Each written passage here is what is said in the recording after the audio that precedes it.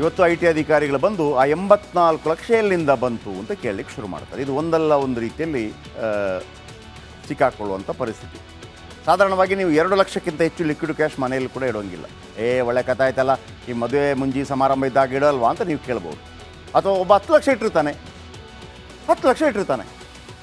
ಆದರೆ ನೀವು ಅದಕ್ಕೆ ಸರಿಯಾದ ದಾಖಲಾತಿ ಕೊಡಬೇಕು. ಫಾರ್ ಎಕ್ಸಾಂಪಲ್, ಯಾವುದೋ ಚೀಟಿ ಹಾಕಿರ್ತೀರಿ, ಚೀಟಿ ಹಾಕೋರು ಸಾಧಾರಣವಾಗಿ ಕ್ಯಾಶಲ್ಲೇ ಕೊಡ್ತಾರಲ್ವಾ.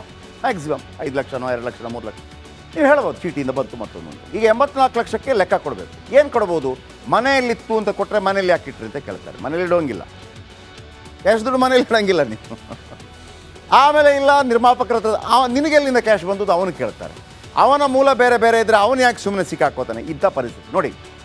ಯಾಕೀಗೆ 84 ಲಕ್ಷದ ಸೀಕ್ರೆಟ್. ರೇಣುಕಾಸ್ವಾಮಿ ಹತ್ಯೆ ಕೇಸ್ ಮುಚ್ಚಿ ಹಾಕಲು ಪ್ರಯತ್ನಗಳಾಯಿತು. ಲಕ್ಷ ಲಕ್ಷ ಹಣ ಹೊಂದಿಸಿದ್ದು ಹೇಗೆ? ಯಾಕಂದರೆ ಹೊಡಿತಾರೆ, ಹೊಡೆದ ನಂತರ ಸತ್ತೋಗ್ಬಿಡ್ತಾರೆ. ಎಲ್ಲರೂ ಏನು ಹೇಳಿದ್ರು ಅಂತಂದರೆ, ನೋಡ್ರಿ ಹೆಣ್ಣು ಮಗಳಿಗೆ ಹಿಂಗೆ ಮೆಸೇಜ್ ಕಳಿಸಿದಾಗ ಹೊಡಿತಾರೆ, ಹೊಡೆದೇ ಇರ್ತಾರೆ, ಕೋಪ ಬರುತ್ತಾ? ಅಲ್ಲೆಲ್ಲ ಪ್ರಶ್ನೆಗಳಾಯಿತು. ಹೆಂಡತಿಗಲ್ಲ ಸ್ವಾಮಿ, ಮತ್ತೊಬ್ಬರಿಗೆ ಕಳಿಸಿರೋದು, ಇಷ್ಟು ಯಾಕೆ ಕೋಪಗೊಳ್ಬೇಕಾಗಿತ್ತು, ಪೊಲೀಸರಿಗೆ ಹೇಳಬೇಕಾಗಿತ್ತು. ಫೈನ್. ಸತ್ತ ನಂತರ ಅಷ್ಟೊಂದು ಇಲ್ಲ, ಆ ಹುಡುಗಿಗಾಗಿ ನಾನು ಜೀವ ಕೊಡ್ತೀನಿ ಅಂತ ಅನ್ನೋರು ಸತ್ತ ನಂತರ ಪೊಲೀಸ್ ಮುಂದೆ ಸರೆಂಡರ್ ಆಗಬೇಕಿತ್ತಲ್ಲ. ಹಿಂಗಾಗಿದೆ, ಸರೆಂಡರ್ ಆಗ್ತಾ ಇದ್ದೀನಿ, ಅದು ಮಾಡಲಿಲ್ಲ. ಯಾವುದೋ ಮಕ್ಕಳನ್ನು ಕರ್ಕೊಂಬಂದು ನಿಮ್ಗೆ 10 ಲಕ್ಷ ಕೊಡ್ತೀನಿ, ಸರೆಂಡರ್ ಆಗಿಬಿಡಿ, ನಿಮ್ಮ ಲೈಫ್ ಹಾಳಾಗೋಗಲಿ, ನಮ್ದು ಚೆನ್ನಾಗಿರಲಿ ಅಂದರೆ ಅದಕ್ಕೆ ಅರ್ಥ ಇದೆಯಾ? ಆಯಿತು, ಅವರು 3 ಜನ ರಿಲೀಸ್ ಆಗಿದ್ದಾರೆ, ಅವರಿಗೆ ಶ್ಯೂರಿಟಿ 2 ಲಕ್ಷ ಕೊಡಬೇಕು.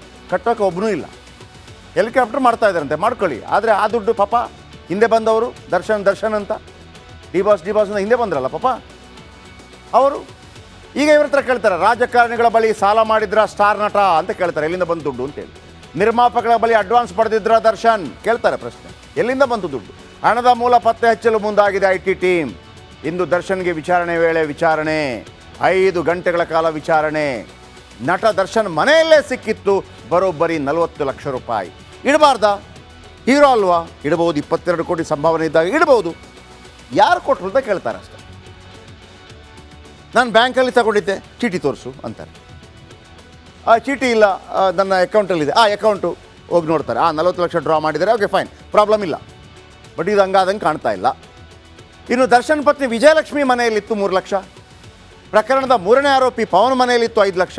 ಇವನು ಆ ದುಡ್ಡು ಕೊಡೋದಕ್ಕೆ ಒಂದು 40 ಲಕ್ಷ ತಗೊಂಡೋಗಿದ್ದ. ಶರಣಾಗಿದ್ದ ಕೇಶವಮೂರ್ತಿ, ನಿಖಿಲ್ ನಾಯಕ್, ಕಾರ್ತಿಕ್ ಮನೆಯಲ್ಲಿತ್ತಲ್ಲ 5 ಲಕ್ಷ ಹಣ ಸಿಕ್ಕಿತ್ತು. ಅವರಿಗೆ 5 ಲಕ್ಷ ರೂಪಾಯಿ ಆಲ್ರೆಡಿ ಕೊಟ್ಟಿದ್ರು ಸರೆಂಡರ್ ಆಗೋದಕ್ಕೆ. ಮೊದಲೇ ಕೊಟ್ಬಿಡ್ತೀನಪ್ಪ, ಸರೆಂಡರ್ ಆಗಿಬಿಡಿತಿಲ್ಲ. ಪಾಪ ಅವರು ಹೋದರು ಸರೆಂಡರ್ ಆಗೋದಕ್ಕೆ, ಸಿಕ್ಕಾಕೊಂಡ್ರು. ಆಮೇಲೆ ಪ್ರದೋಷ್ ಬಳಿ 5 ಲಕ್ಷ, ರಾಘು ಮನೆಯಲ್ಲಿ 4,40,000 ರೂಪಾಯಿ ಪತ್ತೆ. ಅಷ್ಟಕ್ಕೂ ಹಣದ ಮೂಲ ಪತ್ತೆಗೆ ಮುಂದಾಗಿದೆ ಐ ಟಿ ಟೀಮ್. ಇದು ಭಾಳ ದೊಡ್ಡ ಮಟ್ಟದಲ್ಲಿ ಸಿಕ್ಕಾಕೋತಾರೆ, ಇದರಲ್ಲಿ ಭಾಳ ದೊಡ್ಡ ಮಟ್ಟದಲ್ಲಿ ಸಿಕ್ಕಾಕೋತಾರೆ. ಯಾಕಂದರೆ ಆ ದುಡ್ಡು ಎಲ್ಲಿಂದ ನೀವು ಹೇಳಬೇಕಾಗತ್ತೆ, ನಾಳೆ ಮುಚ್ಚಾಕೋಕ್ಕಾಗಲ್ಲ. ನಾಳೆ ಯಾರಾದರೂ ಒಬ್ಬ ಇದರ ಬಗ್ಗೆ ಮಾಹಿತಿ ಕೇಳಿದಾಗ ಮಾಹಿತಿ ಕೊಡಬೇಕಾಗತ್ತೆ. ಸೊ ಹಾಗಾಗಿ ದರ್ಶನ್ಗೆ ಇದು ದೊಡ್ಡ ಕಂಟಕವಾಗುವಂಥ ಸಾಧ್ಯತೆ ಇದೆ. ಐ ಟಿ ವಿಚಾರ, ದುಡ್ಡಿನ ವಿಚಾರ, ದರ್ಶನ್ ವಿಚಾರ. ಕೊಲೆ ಕೇಸ್ನಲ್ಲಿ ಲಾಕ್ ಆಗಿ ಬೇಲ್ಗಾಗಿ ಪರದಾಡ್ತಾ ಇರುವ ದಾಸನಿಗೆ ಐ ಟಿ ಸಂಕಷ್ಟ ಶುರುವಾಗಿದೆ.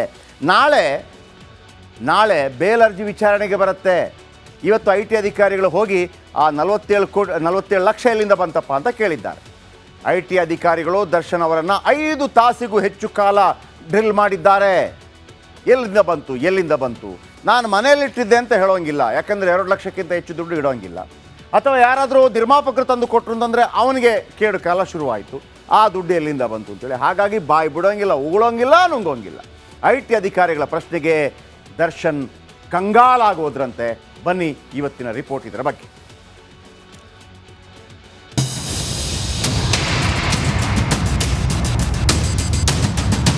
ದರ್ಶನ್ ಹೇಳ್ಕೊಳ್ಳೋಕೆ ಹೀರೋ, ಆದ್ರೆ ಮಾಡಿದ್ದು ತಗಡು ಕೆಲಸ, ಮನೆ ಹಾಳು ಕೃತ್ಯ.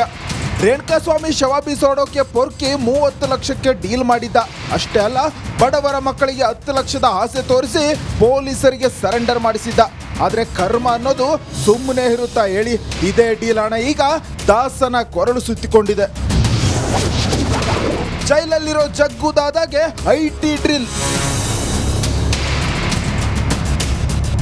ಕಾಕಿ ತನಿಖೆ ವೇಳೆ ದರ್ಶನ್ ಕೊಲೆ ಕೇಸ್ನ ಮುಚ್ಚಿ ಹಾಕೋಕೆ ಲಕ್ಷ ಹಣ ಖರ್ಚು ಮಾಡಿದ್ದು ಬಟಾ ಬಯಲಾಗಿತ್ತು. ಕೂಡಲೇ ಕೇಸ್ಗೆ ಎಂಟ್ರಿ ಕೊಟ್ಟ ಐ ಟಿ ಅಧಿಕಾರಿಗಳು ಇವತ್ತು ಬಳ್ಳಾರಿ ಜೈಲಿಗೆ ಹೋಗಿ ಅಯ್ಯನಿಗೆ ಡ್ರಿಲ್ ಮಾಡಿದ್ರು. ಬೆಳಗ್ಗೆ 11:30ಕ್ಕೆ ಜೈಲಿಗೆ ಬಂದ ಐ ಟಿ ಅಧಿಕಾರಿಗಳು ದರ್ಶನ್ ಜನ್ಮವನ್ನ ಜಾಲಾಡಿದ್ದಾರೆ. ಐಟಿ ಪ್ರಶ್ನೆಗಳಿಗೆ ಕಾಟೇರ ಕಂಗಾಲು. ಐಟಿ ಅಧಿಕಾರಿಗಳು ದರ್ಶನ್ ಆಸ್ತಿ, ಬ್ಯಾಂಕ್ ಬ್ಯಾಲೆನ್ಸ್, ವಾರ್ಷಿಕ ಆದಾಯ, ಸಿನಿಮಾಗಳಿಗೆ ಪಡೆಯೋ ಸಂಭಾವನೆ, ಐಟಿ ರಿಟರ್ನ್ಸ್ ಬಗ್ಗೆ ಪ್ರಶ್ನೆ ಮಾಡಿದ್ರು. ಕೊಲೆ ನಡೆದ ದಿನವೇ ಅಷ್ಟೊಂದು ಹಣ ಎಲ್ಲಿಂದ ಅರೇಂಜ್ ಮಾಡಿದ್ರಿ ಅಂತ ಪ್ರಶ್ನೆ ಕೇಳಿದ್ರು. ಈ ಎಲ್ಲಾ ಪ್ರಶ್ನೆಗಳನ್ನು ಕೇಳಿ ಕಾಟೇರ ಫುಲ್ ಶೇಕ್ ಆಗೋಗಿದ್ದ. ಸ್ವಲ್ಪ ರೆಸ್ಟ್ ಮಾಡಬೇಕು, ಬಿಟ್ಬಿಡಿ ಸರ್ ಅಂತ ರಿಕ್ವೆಸ್ಟ್ ಮಾಡಿದ್ದ.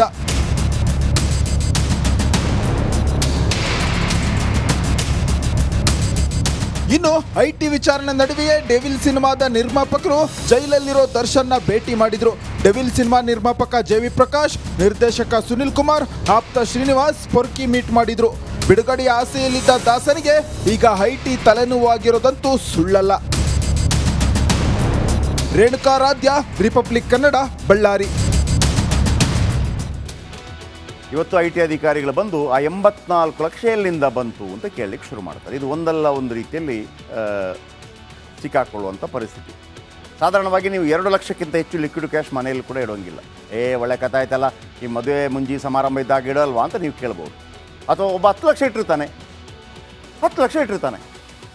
ಆದರೆ ನೀವು ಅದಕ್ಕೆ ಸರಿಯಾದ ದಾಖಲಾತಿ ಕೊಡಬೇಕು. ಫಾರ್ ಎಕ್ಸಾಂಪಲ್, ಯಾವುದೋ ಚೀಟಿ ಹಾಕಿರ್ತೀರಿ, ಚೀಟಿ ಹಾಕೋರು ಸಾಧಾರಣವಾಗಿ ಕ್ಯಾಶಲ್ಲೇ ಕೊಡ್ತಾರಲ್ವಾ, ಮ್ಯಾಕ್ಸಿಮಮ್ 5 ಲಕ್ಷನೋ 2 ಲಕ್ಷನೋ 3 ಲಕ್ಷ ನೀವು ಹೇಳ್ಬೋದು ಚೀಟಿಯಿಂದ ಬಂತು ಮತ್ತೊಂದು. ಈಗ 84 ಲಕ್ಷಕ್ಕೆ ಲೆಕ್ಕ ಕೊಡಬೇಕು. ಏನು ಕೊಡ್ಬೋದು?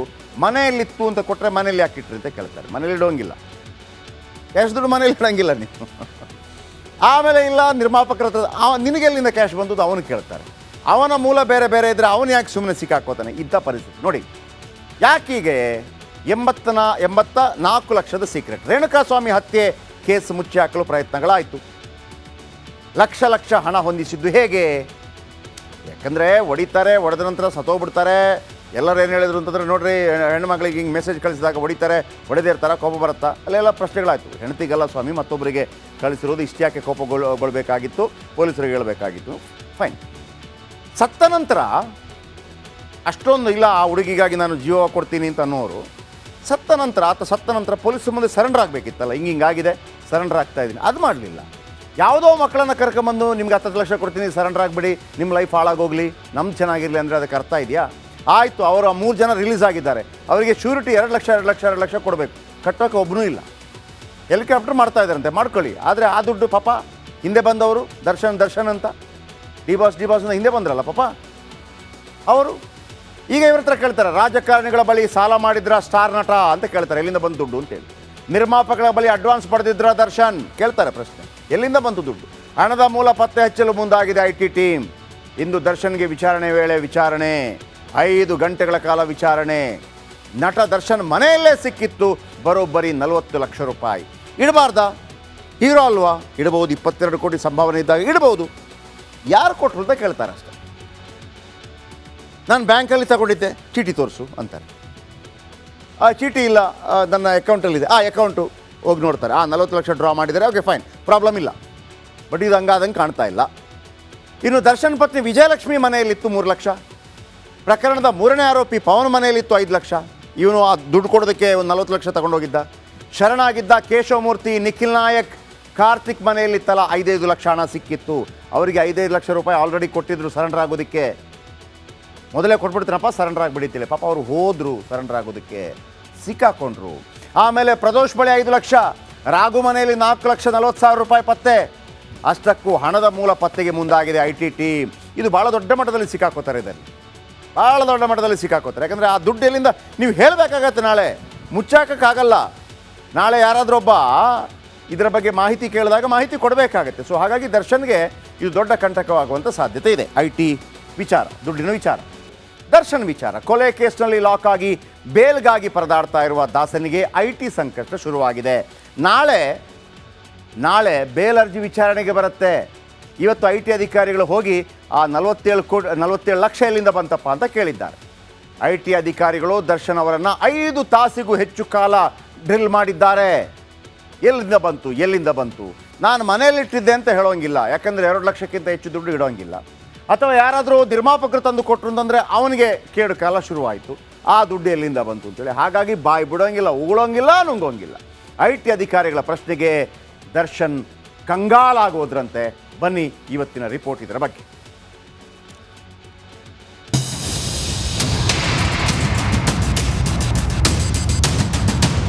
ದರ್ಶನ್ ಹೇಳ್ಕೊಳ್ಳೋಕೆ ಹೀರೋ, ಆದ್ರೆ ಮಾಡಿದ್ದು ತಗಡು ಕೆಲಸ, ಮನೆಹಾಳು ಕೃತ್ಯ.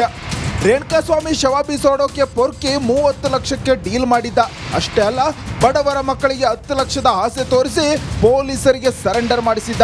ಆದ್ರೆ ಕರ್ಮ ಅನ್ನೋದು ಸುಮ್ಮನೆ ಇರುತ್ತಾ ಹೇಳಿ? ಇದೇ ಡೀಲ್ ಹಣ ಈಗ ದಾಸನ ಕೊರಳು ಸುತ್ತಿಕೊಂಡಿದೆ. ಜೈಲಲ್ಲಿರೋ ಜಗ್ಗು ದಾದಾಗೆ IT ಡ್ರಿಲ್.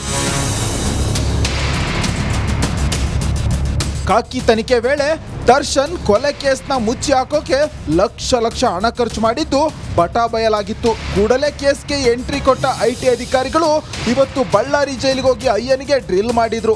ಬೆಳಗ್ಗೆ 11:30ಕ್ಕೆ ಜೈಲಿಗೆ ಬಂದ IT ಅಧಿಕಾರಿಗಳು ದರ್ಶನ್ ಜನ್ಮವನ್ನ ಜಾಲಾಡಿದ್ದಾರೆ. IT ಪ್ರಶ್ನೆಗಳಿಗೆ ಕಾಟೇರ ಕಂಗಾಲು. IT ಅಧಿಕಾರಿಗಳು ದರ್ಶನ್ ಆಸ್ತಿ, ಬ್ಯಾಂಕ್ ಬ್ಯಾಲೆನ್ಸ್, ವಾರ್ಷಿಕ ಆದಾಯ, ಸಿನಿಮಾಗಳಿಗೆ ಪಡೆಯೋ ಸಂಭಾವನೆ, IT ರಿಟರ್ನ್ಸ್ ಬಗ್ಗೆ ಪ್ರಶ್ನೆ ಮಾಡಿದ್ರು. ಕೊಲೆ ನಡೆದ ದಿನವೇ ಅಷ್ಟೊಂದು ಹಣ ಎಲ್ಲಿಂದ ಅರೇಂಜ್ ಮಾಡಿದ್ರಿ ಅಂತ ಪ್ರಶ್ನೆ ಕೇಳಿದ್ರು. ಈ ಎಲ್ಲಾ ಪ್ರಶ್ನೆಗಳನ್ನು ಕೇಳಿ ಕಾಟೇರ ಫುಲ್ ಶೇಕ್ ಆಗೋಗಿದ್ದ. ಸ್ವಲ್ಪ ರೆಸ್ಟ್ ಮಾಡಬೇಕು, ಬಿಟ್ಬಿಡಿ ಸಾರ್ ಅಂತ ರಿಕ್ವೆಸ್ಟ್ ಮಾಡಿದ್ದ.